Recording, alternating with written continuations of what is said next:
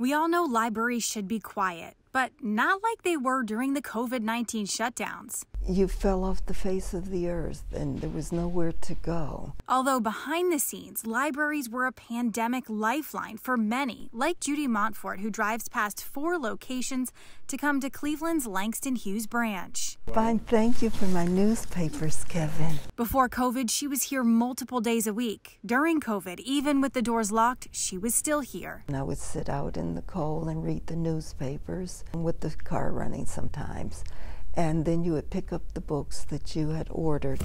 This is more. And she got a moment of hard-to-come-by research. Personal interaction. They would always say to you, whoever it was, be sure to stay safe. Judy isn't the only one. I can get everything done right here. But during the closures, that was a challenge for Mary Ann Freeman, who connects seniors and the disabled to vital community resources. The project. When she couldn't do it at home, the librarians did it instead. I would call in and ask some people to do some research, find some things for me.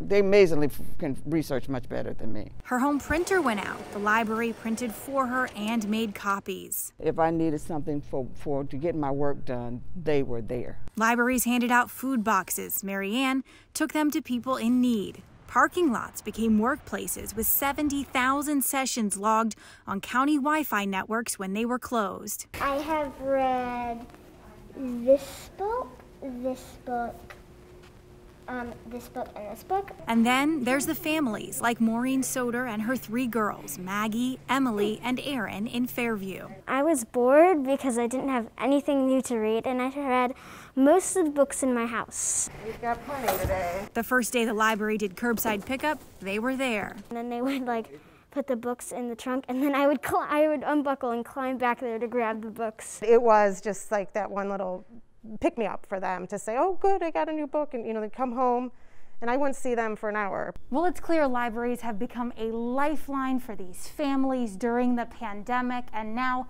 $200 million of stimulus money will help them continue that well into the future. Including efforts to get kids ready for the next school year. We want to be there for our communities to help support students in catching up after a year plus of interrupted learning. New physical investments would keep libraries open safely for work, after school programs, and story hours. It takes you into a whole nother world that you would never have imagined, and it's so awesome. In Cleveland, Adrienne DiPiazza, Fox 8 News.